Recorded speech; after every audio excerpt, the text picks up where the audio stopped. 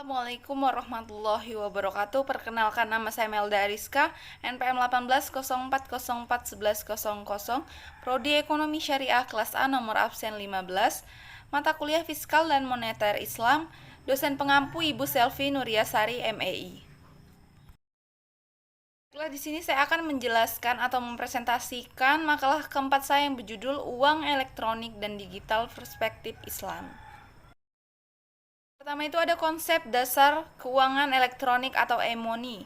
Nah, menurut Bank for International Settlement atau BIS, dalam publikasinya pada tahun 1996 mendefinisikan uang elektronik sebagai stored value or provide products in which a record of the fund of or value available to a customer is stored on an electronic device in the customer possession. Nah, menurut Bank Internasional Settlement pada tahun 1996. Nah, sedangkan menurut Bank Indonesia, uang elektronik adalah alat pembayaran yang memenuhi unsur-unsur, yakni diterbitkan atas dasar nilai uang yang disetor terlebih dahulu kepada penerbit. Nilai uang disimpan secara elektronik dalam suatu media server atau chip, digunakan sebagai alat pembayaran kepada pedagang yang bukan merupakan penerbit uang elektronik tersebut, dan nilai uang elektronik yang dikelola oleh penerbit bukan merupakan simpanan sebagaimana dimaksud dalam undang-undang yang mengatur mengenai perbankan. Nah, dari kedua pengertian di atas dapat disimpulkan bahwa elektronik adalah alat pembayaran yang berbentuk elektronik yang nilai uangnya sesuai dengan nilai uang yang disetorkan kepada penerbit atau agen-agen penerbit, yang kemudian nilai uang tersebut dimasukkan dalam media elektronik yang berupa chip atau media server. Yang B atau yang kedua ini ada perkembangan e-money. Ada banyak jenis uang elektronik di seluruh dunia. Di Korea ada 5 tipe berbeda, ada Mondek, Visa Cash, Kcash, Acash, dan Maybe. Seperti diketahui, Mondek dan Visa Cash adalah merek internasional, sementara 3 lainnya bersifat nasional. Acash dikembangkan oleh sekelompok perusahaan kartu kredit, dan Kcash diciptakan oleh Korea Finance Telecommunication and Clearing Institute. Nah, di bawah dukungan Bank of Korea. Maybe adalah M yang dirancang khusus untuk digunakan dalam area lokal. Terdapat 20 penerbit uang elektronik di dunia atau di Indonesia pada tahun 2015. Nah, perbandingan ini dilakukan dengan produk uang elektronik Doku Wallet, Telkomsel The Cash, Mandiri eCash, XL Tunai, dan Indosat. Nah, faktor yang dijadikan bahan perbandingan adalah jumlah merchant, cara pendaftaran, cara top up, jenis pelanggan, saldo maksimum, serta fitur tambahan yang dimiliki. Yang C itu ada macam-macam uang elektronik. Nah, yang pertama itu berdasarkan media penyimpanannya. Saat ini uang elektronik dibedakan atas 2 jenis, yaitu yang pertama ada uang elektronik yang nilai uang elektroniknya selain dicatat pada media elektronik yang dikelola oleh penerbit yang juga dicatat pada media elektronik yang dikelola oleh pemegang. Nah, media elektronik yang dikelola oleh pemegang dapat berupa chip yang tersimpan pada kartu, stiker, atau hard disk yang terdapat pada personal komputer milik pemilik pemegang. Nah, yang kedua itu ada uang elektronik yang nilai uang elektroniknya hanya dicatat pada media elektronik yang dikelola oleh penerbit. Nah, dalam hal ini pemegang diberi hak akses oleh penerbit terhadap penggunaan nilai uang elektronik tersebut. Kedua itu berdasarkan masa berlaku medianya. Uang elektronik dibedakan ke dalam 2 bentuk, yaitu yang pertama ada reloadable. Nah, apa itu reloadable? Uang elektronik dengan bentuk reloadable adalah uang elektronik yang dapat dilakukan pengisian ulang. Dengan kata lain, apabila masa berlakunya sudah habis dan atau nilai uang elektroniknya sudah habis terpakai, maka media uang elektronik tersebut dapat digunakan kembali untuk dilakukan pengisian ulang. Nah, yang kedua ini ada disposable. Apa itu disposable? Nah, uang elektronik dengan bentuk disposable adalah uang elektronik yang tidak dapat diisi ulang apabila masa berlakunya sudah habis dan atau nilai uang elektroniknya sudah habis terpakai. Maka media uang elektronik tersebut tidak dapat digunakan kembali untuk dilakukan pengisian ulang. Tiga ini ada berdasarkan jangkauan penggunaannya. Uang elektronik dibedakan menjadi dua, yaitu yang pertama ada single purpose. Nah, apa itu single purpose? Single purpose adalah uang elektronik yang digunakan untuk melakukan pembayaran atas kewajiban yang timbul dari satu jenis transaksi ekonomi. Nah, misalnya, contohnya, uang elektronik yang hanya dapat digunakan untuk pembayaran tol atau uang elektronik yang hanya dapat digunakan untuk pembayaran transportasi umum. Nah, yang kedua ada multi-purpose. Apa itu multi-purpose? Nah, multi-purpose adalah uang elektronik yang digunakan untuk melakukan berbagai pembayaran atas kewajiban pemegang kartu terhadap berbagai hal yang dilakukannya. Nah, contohnya yaitu suatu uang elektronik yang dapat digunakan dalam beberapa jenis transaksi seperti penggunaan uang elektronik untuk pembayaran tol, dapat juga digunakan untuk membayar telepon, jasa transportasi, pembayaran pada minimarket, dan lain-lain, cukup menggunakan satu kartu. Yang keempat itu ada berdasarkan pencatatan data identitas pemegang. Uang elektronik dapat dibedakan menjadi dua jenis, yaitu yang pertama ada uang elektronik yang data identitas pemegangnya terdaftar dan tercatat pada penerbit atau registered. Nah, yang kedua itu ada uang elektronik yang data identitas pemegangnya tidak terdaftar dan tidak tercatat pada penerbit atau unregistered. Yang D ada manfaat uang elektronik. Sistem pembayaran mikro mengalami perkembangan cukup besar di berbagai negara dewasa ini, seiring dengan perkembangan teknologi dan kebutuhan masyarakat untuk menggunakan alat pembayaran yang mudah, aman, dan efisien. Instrumen pembayaran mikro adalah instrumen pembayaran yang didesain untuk menangani kebutuhan transaksi dengan nilai yang kecil namun dengan volume yang tinggi, serta membutuhkan waktu pemrosesan transaksi yang relatif lebih cepat.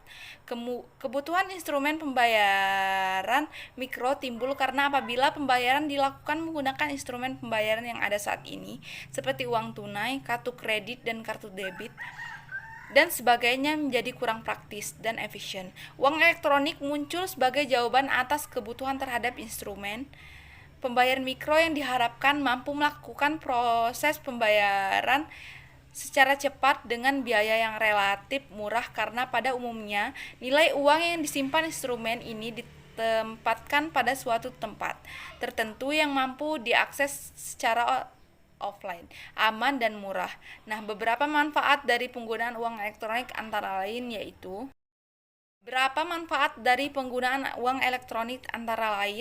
yang pertama, penggunaan dalam pembayaran sangat mudah. Cukup tempelkan kartu maupun transaksi secara mobile untuk bertransaksi tanpa repot akan uang kembalian. Yang kedua, ada dapat meminimalkan penggunaan uang kertas sehingga meminimalisir kerusakan fisik uang yang beredar, meminimalisir peredaran uang palsu, dan meminimalisir resiko pencurian. Yang ketiga, ada sangat baik untuk pembayaran massal yang bernilai kecil namun frekuensinya tinggi seperti pembayaran jalan tol, parkir, transportasi, dan lain-lain. Ada kemaslahatan dalam uang elektronik. Menurut Al-Shaitibi, sebagai yang dikutip dari ungkapannya, sesungguhnya syariat itu bertujuan mewujudkan kemaslahatan manusia di dunia dan di akhirat. Dan dalam ungkapan yang lain dikatakan oleh Al-Shaitibi yang artinya hukum-hukum disyariatkan untuk kemaslahatan hamba. Menurut Bakri tahun 1996, apabila ditelaah pernyataan Al-Shaitibi tersebut dapat dikatakan bahwa kandungan maqasid syariah atau tujuan hukum adalah untuk kemaslahatan umat manusia. Tidak ada satupun hukum Allah dalam pandangan Al-Shaitibi yang tidak mempunyai tujuan. Pernyataan tersebut menegaskan bahwa kemaslahatan merupakan tujuan atau hasil yang diraih oleh maqasid syariah. Dalam Peraturan Bank Indonesia Nomor 10/16/PBI tahun 2008 tentang perubahan atas Peraturan Bank Indonesia Nomor 9/19/PBI tahun 2007 tentang pelaksanaan prinsip syariah dalam kegiatan menghimpun dana dan penyaluran dana serta pelayanan jasa bank syariah, dijelaskan bahwa kemaslahatan atau maslahah harus memenuhi 3 unsur, yakni kepatuhan syariah atau halal, bermanfaat dan memberikan manfaat atau toib, dan tidak menimbulkan kemadaratan. Adapun kemaslahat dalam uang elektronik atau e-money dapat dilihat dari keunggulan-keunggulan uang elektronik e-money berikut ini. Adapun kemaslahatan dalam uang elektronik atau e-money dapat dilihat dari keunggulan-keunggulan uang elektronik e-money berikut ini. Yang pertama itu ada transaksi lebih cepat karena dengan menggunakan uang elektronik, waktu dalam bertransaksi akan lebih cepat karena transaksi dapat dilakukan tanpa harus menginput PIN dan tanda tangan karena transaksi dilakukan dengan cara offline. Nah, yang kedua itu ada transaksi dengan uang elektronik lebih mudah ketimbang transaksi dengan menggunakan alat transaksi lain karena layanan integrasi agen, kartu, aplikasi, dan website dapat diakses dengan layanan online sehingga tidak perlu repot-repot ke bank atau ke kantor pos. Nah, yang ketiga ini ada efisiensi.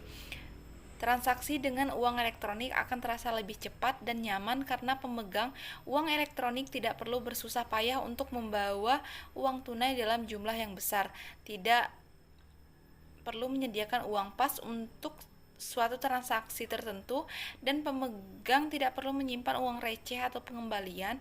Selain itu, dengan menggunakan uang elektronik, kesalahan dalam menghitung kembalian dari suatu transaksi tidak akan terjadi. Menurut Hidayat et al. Tahun 2006, hal ini membuktikan bahwa penggunaan uang elektronik dapat meminimalisir bahkan menghilangkan kemadaratan yang terjadi akibat penggunaan uang tunai. Dari pernyataan di atas terbukti bahwa uang elektronik mendatangkan kemaslahatan karena bertransaksi dengan uang elektronik waktu transaksi akan lebih cepat sehingga kemadaratan seperti antrian panjang yang bisanya terjadi di jalan tol atau di tempat perbelanjaan dapat dihindari. Dengan uang elektronik transaksi akan terasa lebih mudah, dan dengan uang elektronik kita dapat tidak perlu repot-repot menyiapkan uang tunai yang pas atau menyiapkan uang receh dalam transaksi jual beli. Nah, kesimpulannya, dari pembahasan tersebut, penulis dapat menyimpulkan bahwa konsep dasar uang elektronik atau e-money adalah alat pembayaran yang berbentuk elektronik, yang nilai uangnya sesuai dengan nilai uang yang disetorkan kepada penerbit atau agen-agen penerbit, yang kemudian nilai uang tersebut dimasukkan dalam media elektronik yang berupa chip atau media server.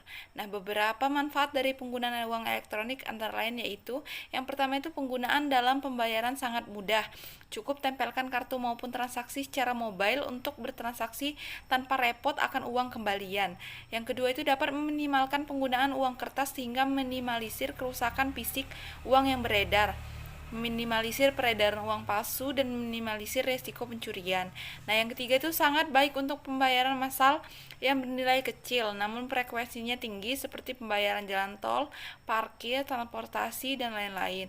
Nah, adapun kemaslahatan dalam uang elektronik atau e-money